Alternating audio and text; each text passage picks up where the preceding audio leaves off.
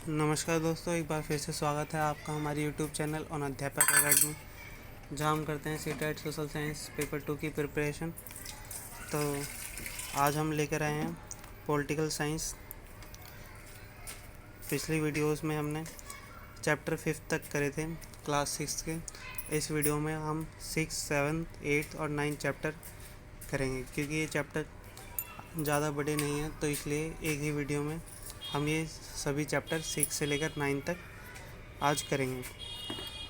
तो इसी चैनल पर हम अपने प्रीवियस ईयर पेपर भी सॉल्व करा रहे हैं डिटेल्स में, जो कि आपको सीटेट में बहुत एनालाइज करने में हेल्प करेगा कि कौन सा क्वेश्चन किस चैप्टर से आया हुआ है। तो आप उन्हें जाकर देख सकते हैं, उसका लिंक इसी वीडियो के डिस्क्रिप्शन में है।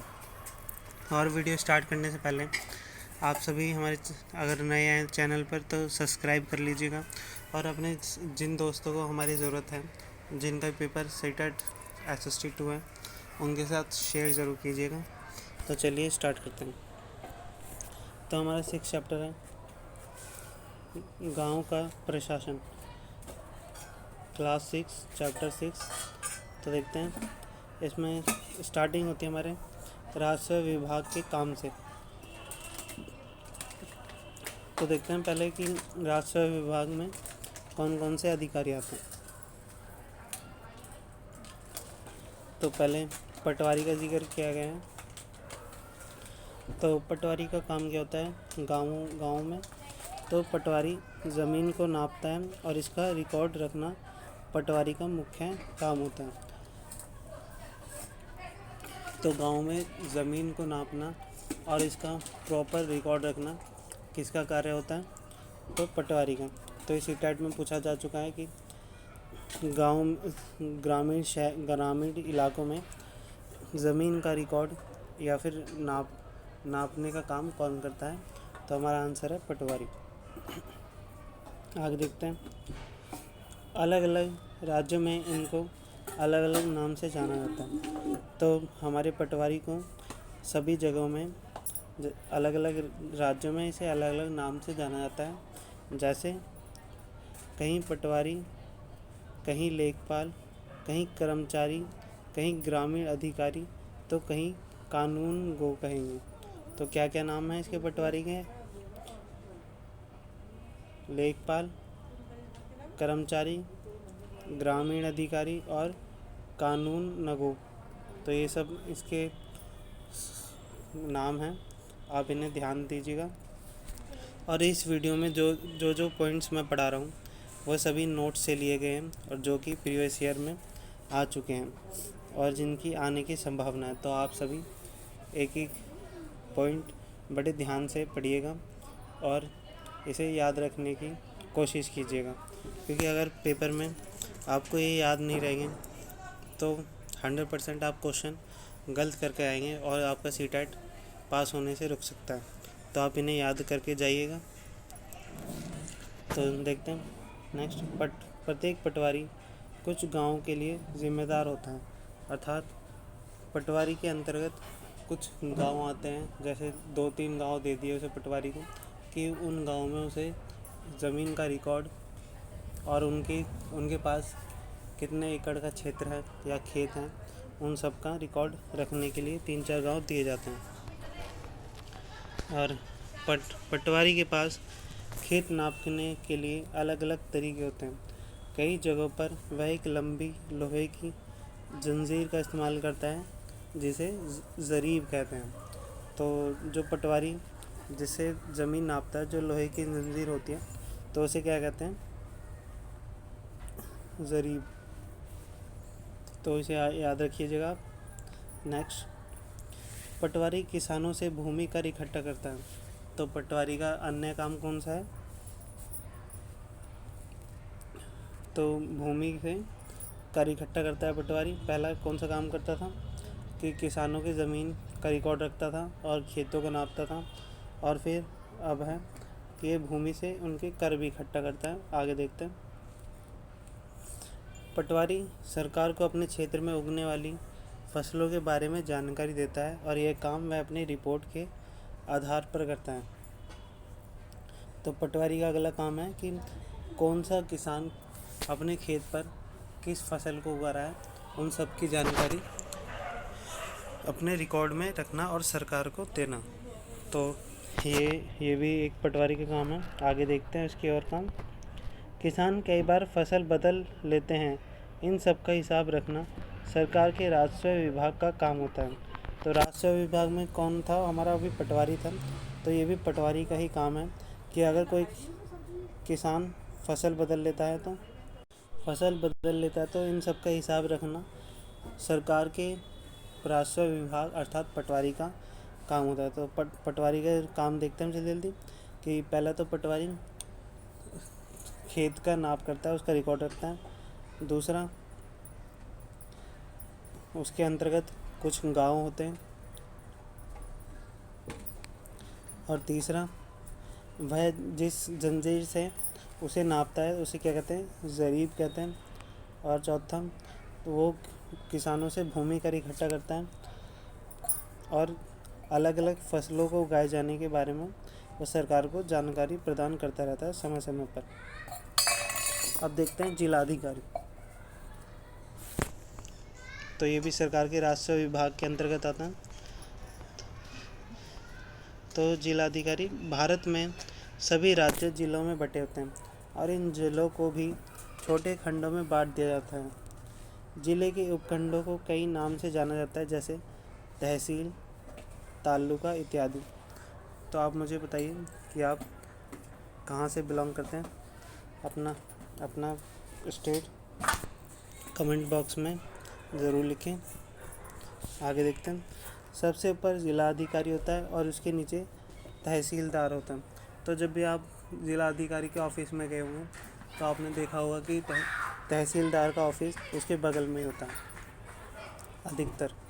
तो ज़िला अधिकारी सबसे ऊपर होता है और तहसीलदार उसके नीचे होता है, मतलब उसके अंडर काम करता है। नेक्स्ट, वे पटवारी के काम का निरीक्षण करते हैं। कौन करता है? जिलाधिकारी। और यह सुनिश्चित करते हैं कि रिकॉर्ड सही ढंग से रखे जाएं और राजस्व इकट्ठा होता रहे। तो जिलाधिकारी क्या क्या काम करते हैं कि पहले तो पटवारी के काम का निरीक्षण करते हैं, जो कि पटवारी क्षेत्र का नाप करता था खेतों का। और दूसरा, यह रिकॉर्ड रखते हैं कि राजस्व इकट्ठा सही से होता रहे। आगे बढ़ते हैं। और जिला अधिकारी विद्यार्थियों के लिए जाति प्रमाण पत्र आदि भी जारी करते हैं।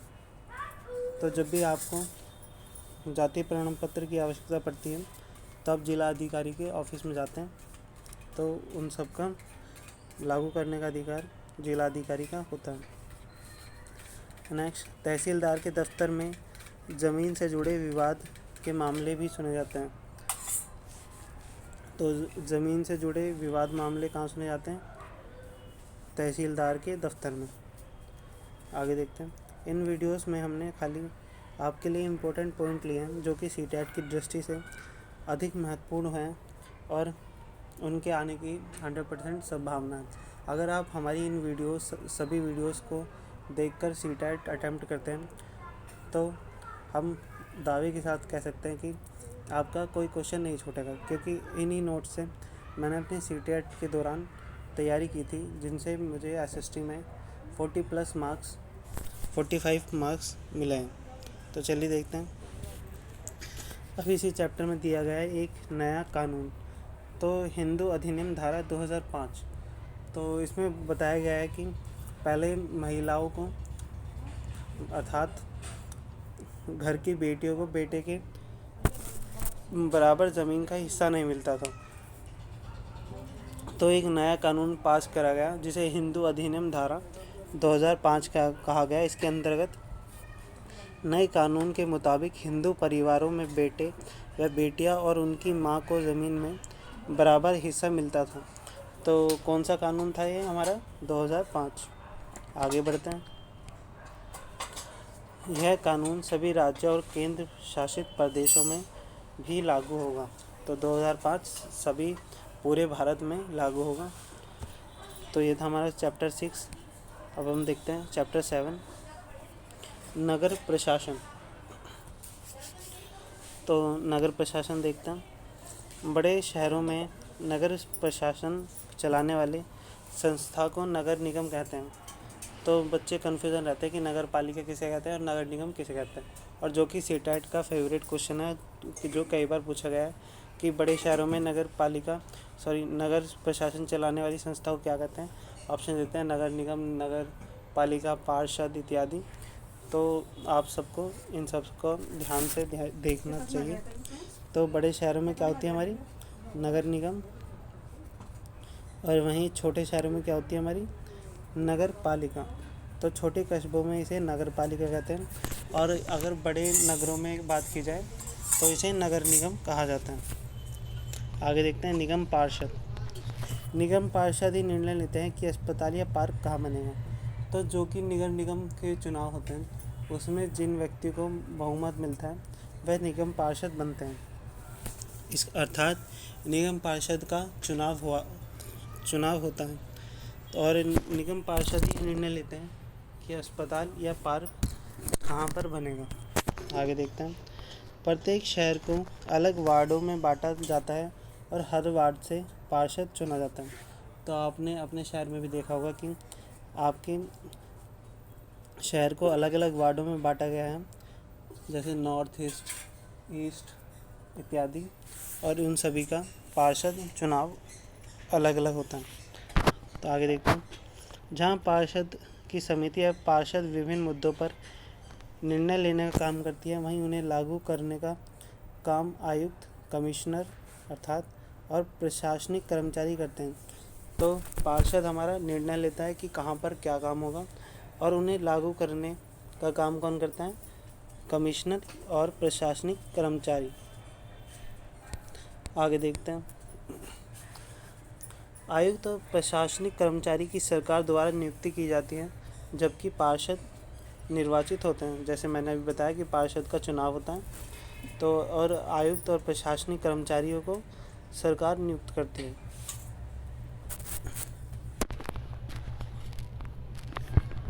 आगे देखते हैं। नगर निगम की आय का स्रोत लोगों द्वारा दिए गए कर से आता है। तो उनकी आय का स्रोत क्या है, जनता से लिया कर।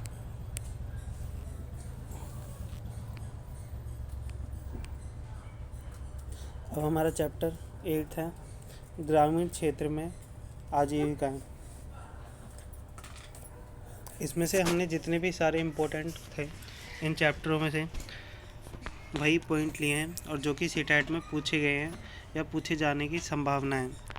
तो आप निश्चिंत होकर हमारे नोट से पढ़कर जा सकते हैं। तो देखते हैं। इसमें स्टार्टिंग होती है हमारी कलपट्टू गांव से। तो ये कहाँ पर है, तो ये तमिलनाडु में समुद्र तट के पास एक गांव कलपट्टू है। यहाँ के लोग कई तरह के काम करते हैं। तो देखते हैं। यहाँ जैसे टोकरी, बर्तन, घड़े, ईंट, बैलगाड़ी इत्यादि बनाने का काम होता है। सेकंड, यहाँ के लोग धान की खेती करते हैं और मजदूरी इत्यादि करते हैं। मजदूरी का मतलब दूसरों के खेतों पर जाकर काम करना। तो ये कलपट्टू गांव कहाँ पर है, हमारा तमिलनाडु में। और यहाँ के लोग टोकरी, बर्तन, घड़े, बैलगाड़ी इत्यादि बनाने का काम करते हैं, और कुछ लोग यहाँ धान की खेती भी करते हैं। और ये हमारा इम्पोर्टेंट है, ये हमारा सीटेट 2022 में पूछा गया है कि सीढ़ी नुमा खेती से क्या फ़ायदे होते हैं या फिर क्यों की जाती हैं। तो चलिए देखते हैं इसके बारे में। सबसे पहला पॉइंट, नागालैंड के फेंग ज़िले में रहने वाले चेखे संघ समुदाय के लोग सीढ़ी नुमा खेती करते हैं। तो कहाँ पर की जाती है, नागालैंड के फेंग ज़िले में। आगे बढ़ते हैं। इसका मतलब है कि पहाड़ की ढाल ज़मीन को छोटे छोटे सपाट टुकड़ों में बांट दिया जाता है और उस ज़मीन की सीढ़ियों के रूप में बदल दिया जाता है।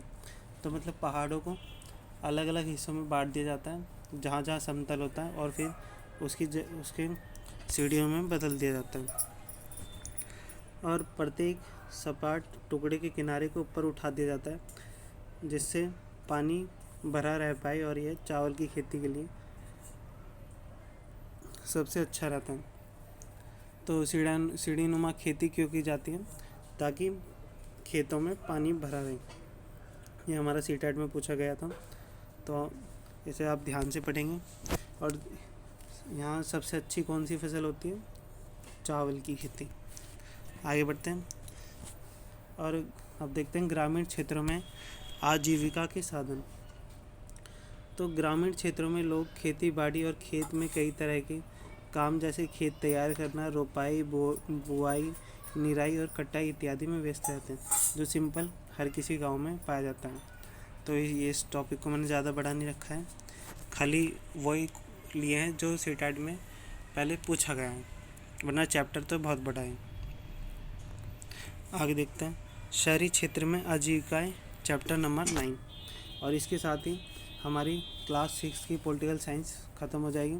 इसके बाद हम क्लास 7 के एनसीईआरटी स्टार्ट करेंगे चैप्टर वाइज। तो हमारे साथ बने रहिए और अपनी सीटेट की तैयारी को जीत में पकड़िए। और तो देखते हैं, तो शहरी क्षेत्र में आजीविका के साधनों मजदूरी, रेहड़ी पटरी का काम और स्थायी दुकान व अस्थायी दुकान आती है। तो इसमें सबसे इम्पोर्टेंट है कि स्थायी दुकान किसे कहते हैं और अस्थायी दुकानें किसे कहते हैं, तो जो कि सीटेट में पूछा जा चुका है। तो अस्थायी दुकानें कौन सी होती हैं? अस्थायी दुकानें वह स्वरोजगार होते हैं और उनकी दुकानें सड़कों पर होती हैं, जैसे कि आप रेहड़ी पटरी वालों को देख सकते हैं। आगे बढ़ते हैं स्थानीय दुकानें। ये हमारे सीटेट में पूछा गया है, स्थानीय दुकानें किस प्रकार की होती हैं? तो ये पक्की दुकानें वह होती हैं जिनके पास नगर निगम से व्यापार करने का लाइसेंस होता है। तो कौन सी दुकानें होती हैं? जिनके पास नगर निगम का लाइसेंस होता है व्यापार करने के लिए। नेक्स्ट, नगर निगम भी यह निश्चित करता है कि बाज़ार सप्ताह के कौन से दिन बंद रहेगा। और नेक्स्ट देखते हैं, पक्की दुकानों के मालिक लोगों को मैनेजर या सहायक की तरह नौकरी पर रखते हैं, अर्थात जहाँ पक्की दुकानें होती हैं वहाँ रोजगार के अवसर भी पैदा होते हैं। तो ये था हमारा एसएसटी पॉलिटिकल साइंस का वीडियो। इसी के साथ ये वीडियो यहीं ख़त्म होता है। तो अगर आपको हमारी वीडियो अच्छी लगी हो तो शेयर, लाइक, सब्सक्राइब ज़रूर करें। धन्यवाद।